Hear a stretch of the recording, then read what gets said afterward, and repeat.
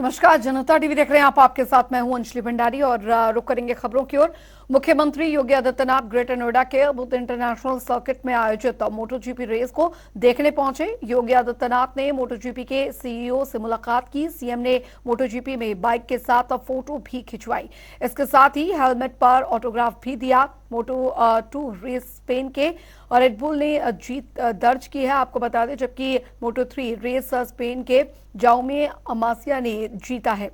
बता दें आपको कि यूम्यू सस्की थर्ड पोजीशन पर रहे और मोटोजीपी रेस देखने क्रिकेटर युवराज सिंह, शिखर धवन और अभिनेता जॉन अब्राहिम पहुंचे हुए थे। जॉन अब्राहिम ने कहा कि मोटोजीपी बहुत ही ऐतिहासिक है और हम लोगों को राइडर्स से बहुत कुछ सीखना चाहिए।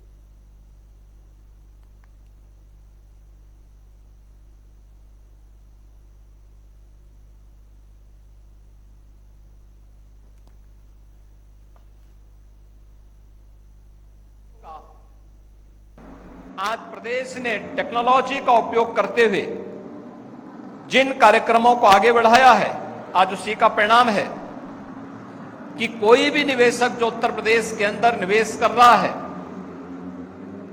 उनके द्वारा किए जाने वाले किसी भी एमओयू को प्रदेश सरकार निवेश सारथी के माध्यम से मॉनिटरिंग करती है और उसके क्रियान्वयन करने के लिए पूरी प्रतिबद्धता के साथ आगे बढ़ाती है।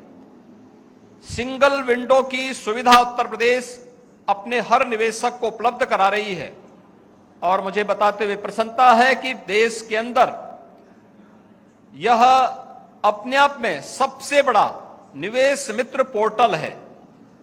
यह 400 से अधिक सेवाओं को एक प्लेटफॉर्म के माध्यम से उपलब्ध करवाने का, जहां तेजी के साथ निवेशकों की समस्याओं के समाधान करने का एक प्लेटफॉर्म बना है, वहीं साथ ही साथ निवेश करने वाले हर एक निवेशक के लिए ऑनलाइन इंसेंटिव पोर्टल का विकास करके किसी भी प्रकार के इंसेंटिव के लिए भी किसी भी निवेशक को इधर उधर नहीं जाना पड़ेगा।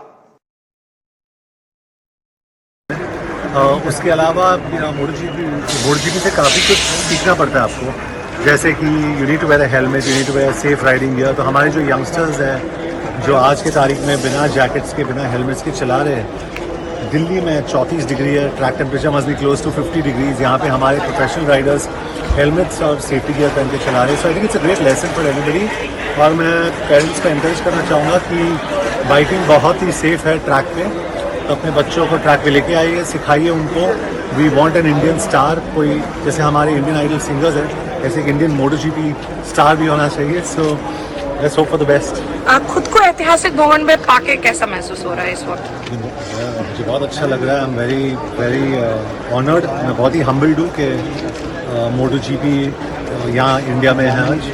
सो आई एम जस्ट होपिंग कि हर साल ये इवेंट और बड़ा हो जाए and lot more people come to see it. उधर आपको बता दें कि लखनऊ के गणेशगंज आर्य समाज मंदिर में डिप्टी सीएम ब्रजेश पाठक ने पीएम के मन की बात कार्यक्रम को सुना। इस दौरान लखनऊ महानगर अध्यक्ष आनंद द्विवेदी ने भी मौजूद रहे।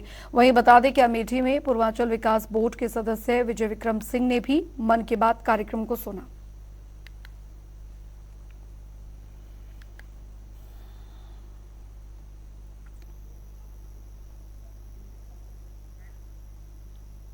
तो मन की बात कार्यक्रम को आज बूथ स्तर पर सुना गया। आपको दो तस्वीरें हम दिखा रहे हैं लखनऊ और अमेठी की, जहां पर आप देख सकते हैं कि किस तरीके से लोगों ने मन की बात के 105वें एपिसोड को आज सुना।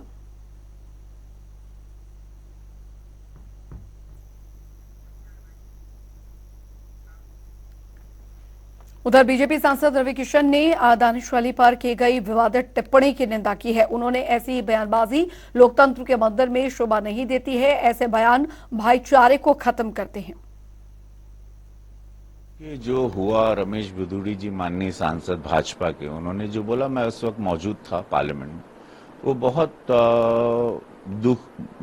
दुखनी था। वो जरा भी अनपार्लियामेंट्री शब्द किया जो कि नहीं बोलना चाहिए था हमको, जो कि संसद की उस इमारत में, उस मंदिर में, लोकतंत्र की सबसे बड़े पंचायत में ऐसे शब्दों का एक चुने हुए सांसद के बारे में कोई भी माननीय सांसद नहीं कोई टिप्पणी करना चाहिए, जो कि बहुत दुखद है। वो जरा भी माफी के काबिल नहीं। मैं जानता हूं वो शब्द बहुत, जिसको हम लोग जरा भी, हमारे यशस्वी प्रधानमंत्री मोदी जी और भारतीय जनता पार्टी, हम लोग इस शब्दों को बिलीव नहीं करते। मेरे बहुत सारे मुसलमान हीरो मित्र भी हैं। हम लोग कई सालों से फिल्म लाइन में सबके साथ काम करते हैं और वो एक सम्मान के साथ चलते हैं, उस तहजीब के साथ कि इस देश को बढ़ाना है, हर जात हर धर्म के साथ बढ़ाना है। वो टिप्पणी इस तरह से किसी को पर्सनल अटैक जो रमेश बुदुड़ी जी ने दानिश कुंवर दानिश अली को किया, वो जरा भी अच्छा नहीं था। और वो शब्द कि मैं उस सब शब्दों को और उनकी बातों को, स्टेटमेंट को जरा भी सपोर्ट नहीं करता हूं। उधर उत्तर प्रदेश में कांग्रेस पार्टी सभी 80 लोकसभा सीटों पर चुनाव लड़ने की तैयारी कर रही है। कांग्रेस पार्टी के प्रदेश अध्यक्ष अजय राय सहारनपुर पहुंचे और इस दौरान उन्होंने कहा कि कांग्रेस पार्टी उत्तर प्रदेश की सभी 80 लोकसभा सीटों पर चुनाव लड़ने की तैयारी कर रही है। गठबंधन में हमें कितनी सीटें मिलेगी, ये राष्ट्रीय नेतृत्व तय करेगा। साथ ही उन्होंने लोकसभा में भाजपा सांसद रमेश बुदुड़ी के जरिए अमर्यादित भाषा प्रयोग करने के लिए उनकी सदस्यता समाप्त करने की मांग भी की।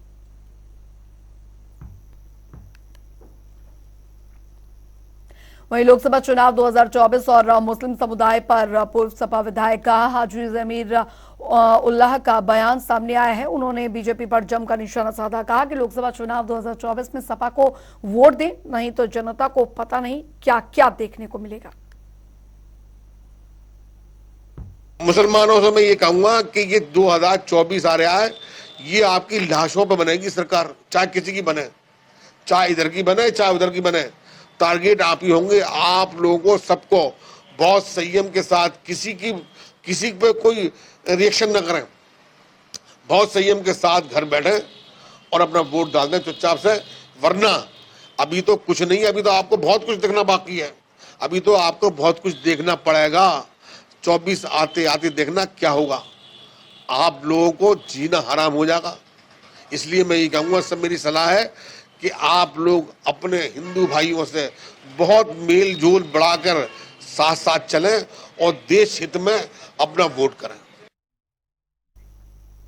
उधर प्रयागराज में आईएमसीआई की बैठक हुई, जिसमें कि महाराष्ट्र के माइनॉरिटी कमीशन के पूर्व अध्यक्ष नसीमुद्दीन सिद्दीकी ने हिस्सा लिया। बैठक के बाद उन्होंने क्या कुछ कहा, इसको लेकर बात की हमारे संवाददाता एसएम आमिर ने। आईएमसीए की एक बैठक की गई है आज, जिसमें कई मुस्लिम दिग्गज नेता यहां पर पहुंचे हैं और गोष्ठी के माध्यम से लोगों को मुस्लिम समुदाय के जागरूक करने की बात की। हमारे साथ नसीम जी हैं, हम बात करेंगे। आप महाराष्ट्र से आए हैं, आप यहां पर आए, इसका क्या ऐसी जरूरत पड़ गई कि आज इस तरह की संगोष्ठी करनी पड़ी? ये आज से नहीं शुरू हुआ है, आईएमसीआर 2 साल पहले हम लोगों ने बनाया है और ये तय किया है कि ये नॉन पॉलिटिकल और नॉन रिलीजियस जो है वो हमारी संस्था होगी। हम इसमें डायरेक्ट हमारा कोई भी आदमी राजनीति में दखल नहीं देगा, लेकिन जो बिगड़ी हुई राजनीति है आज इसको ठीक करने का, चाहे वो मुस्लिम लीडरशिप हो या दूसरी लीडरशिप हो, उसको ठीक करने का, आईना दिखाने का काम आईएमसीआर कर रही है। हम लोग चाहते हैं कि इस देश में इंसाफ का राज हो, सेकुलर लोग जो है सत्ता में आए, जो भारत के सभी लोगों को, देशवासियों को समान न्याय दे, हिंदू और मुस्लिम के चश्मे से किसी को बांटा ना जाए, किसी पर अन्याय ना हो। बाबा साहब का संविधान जो है उसको बचाने की जरूरत है। भाजपा तो अब कह रही है कि मुस्लिम जो है अब हमारे खेमे में है, कहीं ना कहीं मुस्लिम भी अपने आप को ठगा समझ रहा है, पसमंदा मुसलमानों या कोई भी अब भाजपा की ओर जा रहा है। देखिए, ये सरासर दावा भाजपा का झूठा है। मैंने फिर कहा, अगर कोई अपने को मुसलमान कहता है तो वो भाजपा में जा ही नहीं सकता है। अगर वो भाजपा में गया है तो उसकी कोई मजबूरी होगी, कोई कारोबारी व्यक्ति होगा, वो लालच में गया होगा, वो मुसलमान। कई ऐसे नेता भी हैं भाजपा में, जैसे मुख्तार अब्बास हैं, शाहनवाज हुसैन है, तो इनके लिए क्या कहेंगे? अब ये मुख्तार अब्बास और उनसे ही पूछिए। आज लव जिहाद का सबसे ज्यादा मुद्दा जो है वो भारतीय जनता पार्टी उठा रही है। उनसे पूछिए बीजेपी के लोगों से, उनके प्रवक्ताओं से, कि वो शाहनवाज के बारे में और मुख्तार हुसैन के लव जिहाद के बारे में क्या कहना चाहेंगे। वो ऐसी लगातार कौम का रहबर बताते हैं, आज आपने उनको जिन्ना भी बताया, इसके पीछे क्या वजह है? इसलिए कि जिस प्रकार से जिन्ना ने एक धार्मिक उन्माद पैदा करके इस देश के लोगों को पाकिस्तान बनाने का काम किया, ले जाने का काम किया। मेरा दावा है कि अगर भारत जो यूनाइटेड इंडिया थी, अगर उसका विभाजन नहीं होता और पाकिस्तान नहीं बनता तो इस देश का प्रधानमंत्री आज कोई मुसलमान बनता। कहीं ना कहीं आपको लगता है कि धार्मिक उन्माद फैलाते हैं? उनके पास दूसरा कोई डेवलपमेंट की बात वो नहीं करते हैं, सिर्फ मुसलमानों को जज्बाती सवालों में आपके साथ इंसाफ मिला क्या, आपको न्याय मिला क्या, इस तरीके से जज्बाती बातें करके। आप जानते हैं बिहार में असदुद्दीन ओवैसी के कारण ही जो सरकार थी, सेकुलर सरकार, वो नहीं बन पाई है। तो उनका यही काम है, मुसलमानों को वोटों को डिवाइड करो, बीजेपी के लिए रास्ता साफ करो। तो सुना आपने, हमारे साथ एनसीपी के नेता नसीमुद्दीन थे, उन्होंने बताया कि किस तरह से ओवैसी सांप्रदायिक फैलाते हैं और बीजेपी का जो काम है उसी पैटर्न पे ओवैसी भी हैं। आज उन्होंने ओवैसी को सेकंड जिन्ना भी बताया है। जनता टीवी के लिए सैयद मोहम्मद आमिर, प्रयागराज। खबर अयोध्या से है। रामनगरी में प्राण प्रतिष्ठा को लेकर तैयारियां तेजी से की जा रही हैं, जिसके मद्देनजर भवन निर्माण समिति की प्रत्येक महीने में एक बार होने वाली बैठक प्रत्येक 15 दिन पर हो रही है। इसके साथ ही बैठकों का दौर चल रहा है। 2 दिवसीय भवन निर्माण समिति की बैठक आज समाप्त हो गई है, जिसमें पहले दिन की बैठक के पहले जन्मभूमि पथ और साथ ही राम मंदिर निर्माण का कार्य का स्थलीय निरीक्षण भवन निर्माण समिति के अध्यक्ष ने किया। राम मंदिर निर्माण में लगी हुई कार्यदायी संस्था के इंजीनियरों के साथ ट्रस्ट के पदाधिकारी के साथ भवन निर्माण समिति के अध्यक्ष निपेंद्र मिश्रा ने बैठक की। दूसरे दिन की बैठक में प्राण प्रतिष्ठा की तैयारियों को लेकर जिला प्रशासन के साथ भवन निर्माण समिति के अध्यक्ष ने मंथन किया। निर्माण समिति की नियमित बैठक है।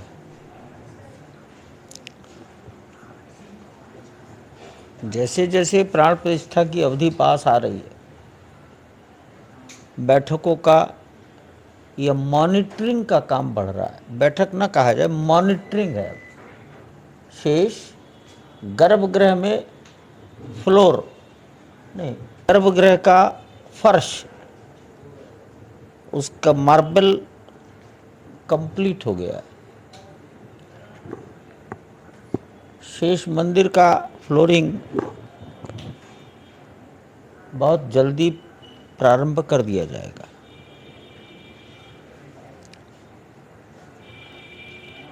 प्राण प्रतिष्ठा तो गर्भगृह में ही होनी है, इसलिए वो फ्लोरिंग कंप्लीट है।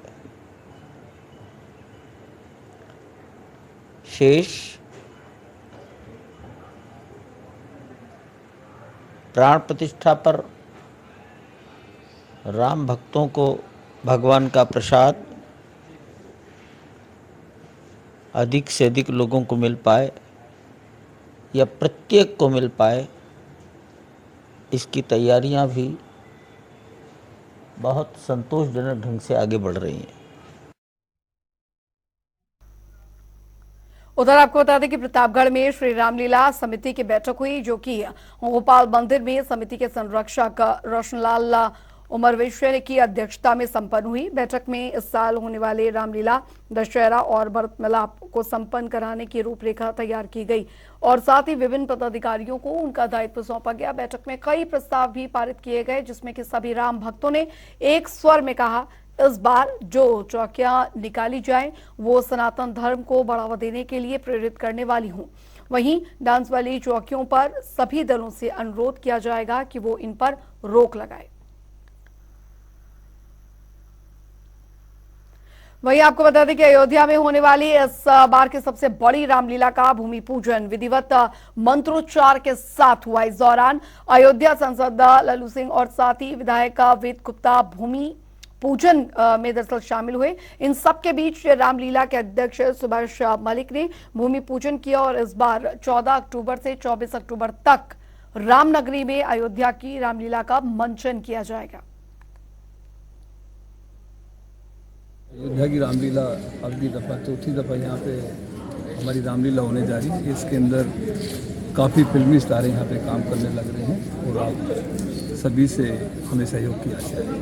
ये उम्मीद है कि पिछले साल के सारे रिकॉर्ड अयोध्या की रामलीला तोड़ेगी। पिछली बार 25 करोड़ से ज़्यादा राम भक्तों ने अयोध्या की रामलीला को देखा था और इस बार हमें उम्मीद है कि 40-50 करोड़ पार कर जाएगी। ऐतिहासिक काम हुआ,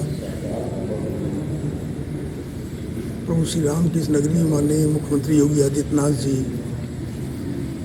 के प्रयास से और उनका विशेष लगाव अयोध्या के प्रति जो एक कमी थी भी पूरी हुई है। अयोध्या की रामलीला में काफ़ी वर्षों से इस बात को कहता था कि अयोध्या में प्रभु श्री राम की इस नगरी में कुछ ऐसी रामलीला होनी है जिसको करोड़ों करोड़ों लोग देखें। प्रभु श्री राम की जीवन चरित्र पर आधारित पिछले वर्षों की भांति इस वर्ष भी रामलीला यहाँ पर शुरू होगी। उसका आज भूमि पूजन का कार्यक्रम हुआ है। उधर पर्यटन एवं कल्चर के प्रमुख सचिव मुकेश मेश्राम आगरा पहुंचे। वहीं उन्होंने फतेहपुर सीकरी स्मारक में सुरक्षा व्यवस्था का जायजा लिया। आपको बता दें कि 2 दिन पहले फतेहपुर सीकरी स्मारक में महिला पर्यटक की मौत हुई थी। दरअसल महिला की मौत रेलिंग से गिरने के कारण विदेशी महिला पर्यटक की मौत हुई थी। ऐसे में लगातार पर्यटकों के घायल होने के बाद जिलाधिकारी सुरक्षा व्यवस्था का जायजा लेने पहुंचे।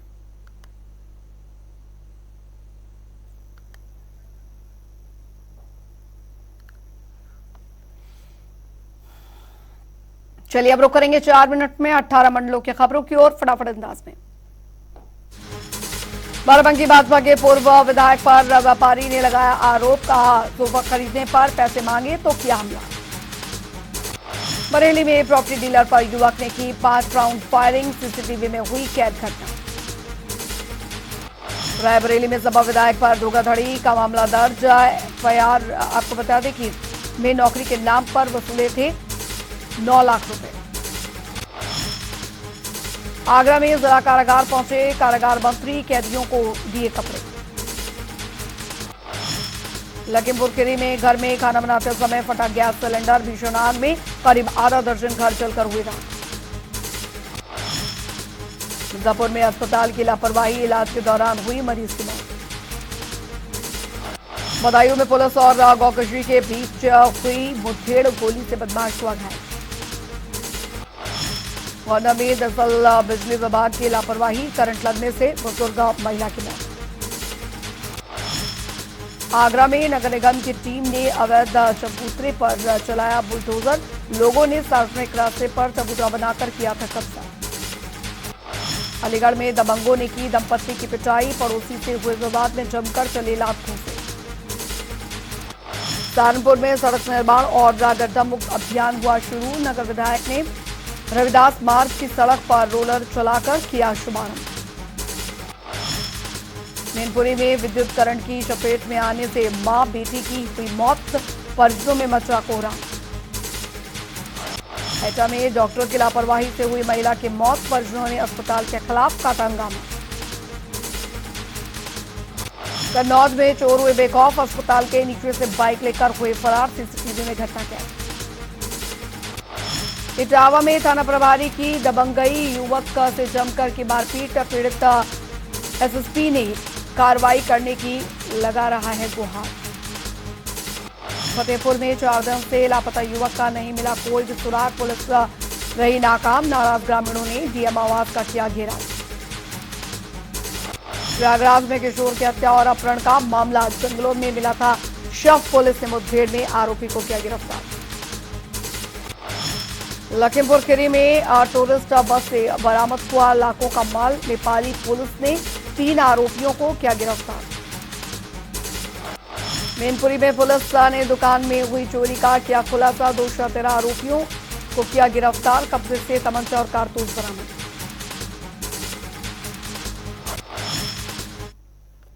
उत्तर प्रदेश की खबरों में अभी के लिए फिलहाल इतना ही। वक्त है छोटे से ब्रेक का। ब्रेक के उस पार भी खबरों का सिलसिला लगातार जारी है।